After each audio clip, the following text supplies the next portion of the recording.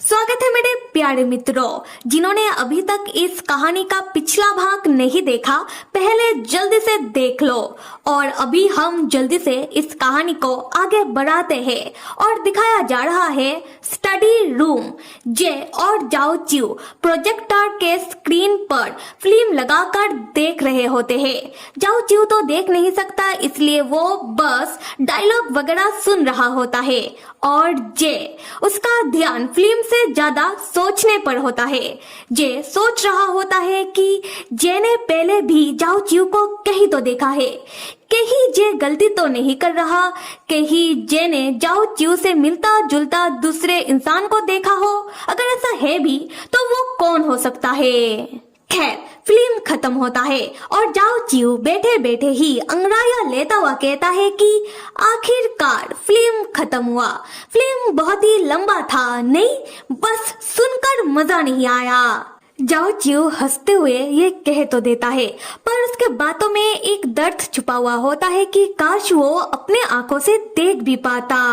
उसके बाद जाओ चिऊ स्टडी रूम से जाने लगता है, जैसे ये कहते हुए कि हे जे, बहुत रात हो चुकी है, चलो नहा धोकर सो जाते हैं। पहले मैं नहाने चला जाता हूँ, उसके बाद तुम चले जाना। जे हाँ में जवाब देता है। अगले सीन में हम जाओ चिऊ को कमरे में देखते हैं और जाओ चिऊ नहा चुका होता है और अपना वही बाथरोब पहनकर बिस्तर में बैठा हुआ होता है और अपने बालों को तौलिए से सुखाने की कोशिश कर रहा होता है। जे नहाकर बाथरूम से निकलता है ह्यू का बाथरोब पहनकर और जे तब जाओ चिऊ के पीछे से बिस्तर में आता है और जाओ चिऊ को घूरने के बाद उसे बताता है कि हे जाओ चिऊ, ये तुम किस तरीके से नहाए हो, क्योंकि तुम्हारे कानों के पास अभी भी साबुन का झाग लगा हुआ है।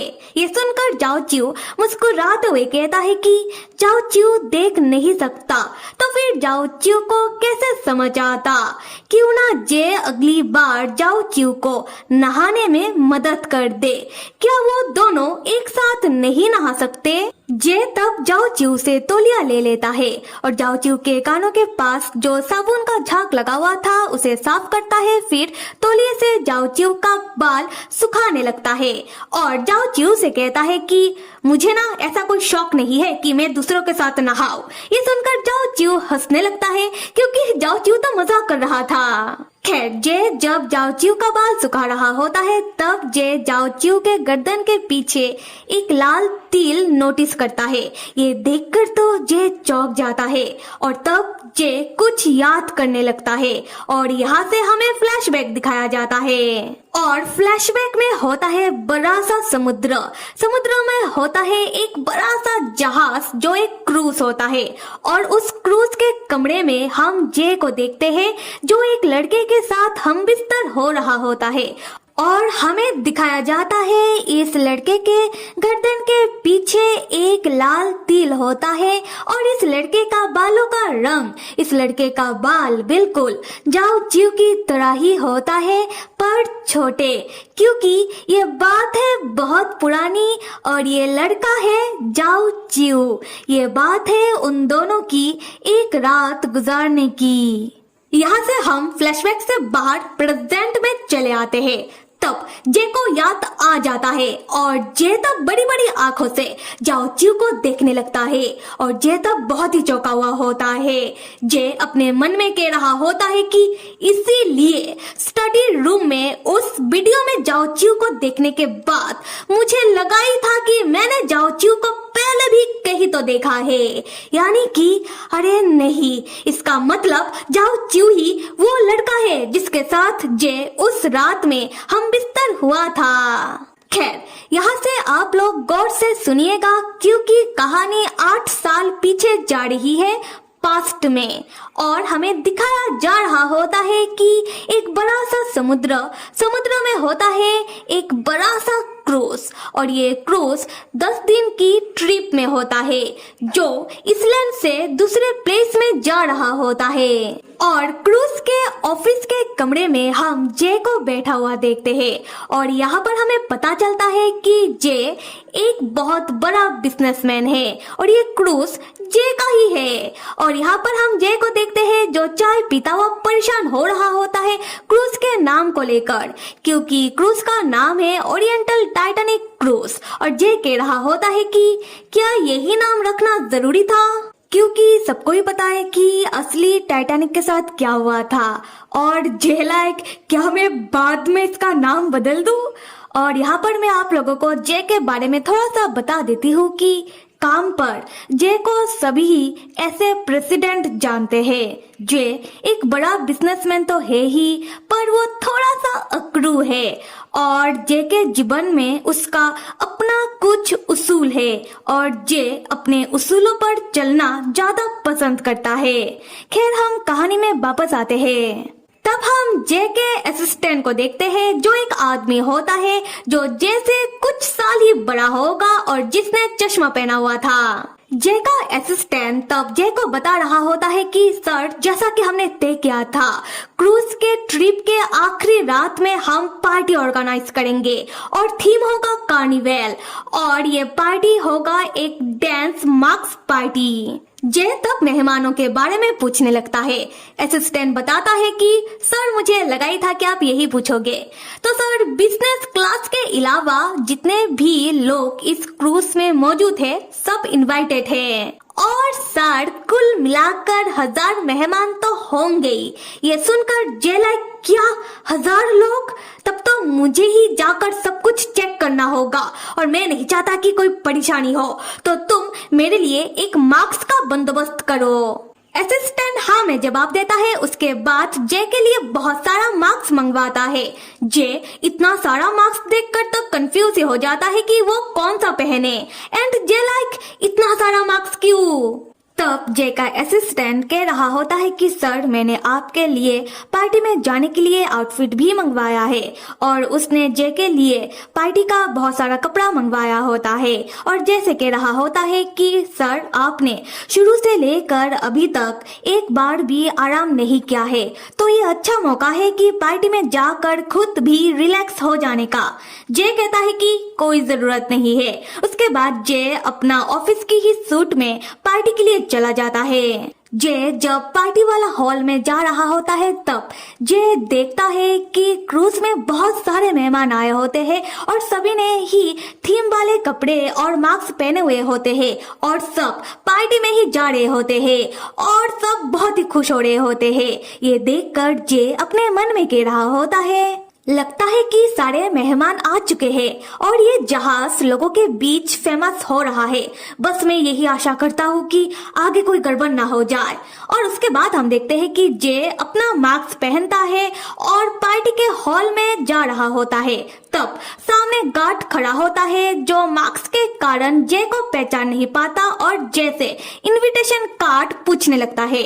जे तब अपना इनविटेशन कार्ड दिखाता है। तब जे के पीछे एक दूसरा लड़का मार्क्स में होता है और वो भी इस पार्टी के लिए ही आया होता है और वो दूसरा लड़का तब जे के हाथों की घड़ी को नोटिस कर लिया होता है और जे को पहचान जाता है कि जे इस क्रूज का मालिक है। और वो दूसरा लड़का तब मुस्कुराते हुए अपने मन में कहता है कि अरे ये घड़ी, इसका मतलब ये प्रेसिडेंट है और प्रेसिडेंट भी इस पार्टी में आए हैं। इस सुनहरे मौके को मेरे हाथों से जाने नहीं देना चाहिए। उसके बाद हम देखते हैं कि जे पार्टी वाले हॉल के अंदर आ जाता है और यहाँ पर जोरों शोरों से पार्टी चल रहा होता है। सब मास्क में होते हैं और जोड़ी में डांस कर रहे होते हैं। जे इधर उधर सबको ही देख रहा होता है और अपने मन में कह रहा होता है कि मेरे पास अभी रिलैक्स करने का बिल्कुल समय नहीं है और लगता है कि ये पार्टी बहुत ही अच्छी तरीके से ही चल रहा है। ये ट्रेवल शुभ तरीके से ही खत्म होगा। उसके बाद हम देखते हैं कि जे वाइन ग्लास के साथ वाइन काउंटर पे बैठा हुआ होता है और पूरे पार्टी के ऊपर नजर रख रहा होता है। तब जे की नजर एक कपल के ऊपर पड़ता है। एक लड़का होता है और एक लड़की होती है और वो कपल बहुत ही रोमांटिक तरीके से डांस कर रहे होते हैं। ये देखकर जे अपने मन में कह रहा होता है कि यहाँ का वातावरण में एक अलग ही गर्माहट हो रहा है। लगता है कि आगे कोई भी गड़बड़ नहीं होगा। उसके बाद जे की नजर एक और कपल की ओर पड़ता है और वो दोनों ही लड़के होते हैं। एक लड़का दूसरे लड़के को किस करने के लिए आगे बढ़ रहा होता है और ये देखकर तो जे बहुत ज्यादा ही चौंक जाता है, इतना कि उसके हाथों से वाइन का ग्लास टेबल के ऊपर गिर जाता है। पर हाँ, ग्लास टूटता नहीं है, बस ऐसे ही गिर जाता है। खैर, ठीक उसी समय हम एक वेटर को देखते हैं जो खाना लेकर जा रहा होता है, पर उसका ध्यान लोगों के डांस के ऊपर होता है, जिससे वो वेटर जाकर एक लड़के से टकरा जाता है और उस लड़के ने सिल्वर रंग का मास्क पहना हुआ होता है। खैर, वो वेटर इतना जोर से टकराता है कि वो लड़का धड़ाम से नीचे गिरता है और उसके मुंह से मास्क उतर जाता है। जे तब ये चीज देख लेता है और उसे बहुत गुस्सा आ रहा होता है वेटर के ऊपर और वो मन में कह रहा होता है कि इतने बेकार वेटर को काम पर किसने रखा। दूसरी तरफ वेटर जो इस वाक्य से इतना घबरा जाता है कि वो उस लड़के को बार बार माफ कर दीजिए सर कह रहा होता है। उसके बाद वेटर उस लड़के को खड़ा होने में मदद करता है और यही कह रहा होता है कि माफ कर दीजिए। और हम देखते हैं कि वो जो लड़का होता है वो जाओ चिव होता है, जो उस समय बस 21 साल का था। तब उसकी आंखें बिल्कुल सही था और उसके बाल छोटे थे। जाओ चियो उस समय बहुत ही भोला और मासूम था। जाओ चियो उस वेटर को तब माफ कर देता है और कहता है कि कोई बात नहीं, गलती तो सबसे ही हो जाता है। वो वेटर तब जाओ चियो से फिर से माफी मांगता है और शुक्रिया कहता है। हम जे को देखते हैं जो ये सब देख रहा होता है। उसके बाद जे उठकर अपना मुंह दूसरी ओर करके वहां से जाने लगता है, अपने मन में ये कहते हुए कि अच्छा हुआ यहाँ पर कोई लड़ाई नहीं हुई, लगता है कि अब मुझे यहाँ से चलना चाहिए।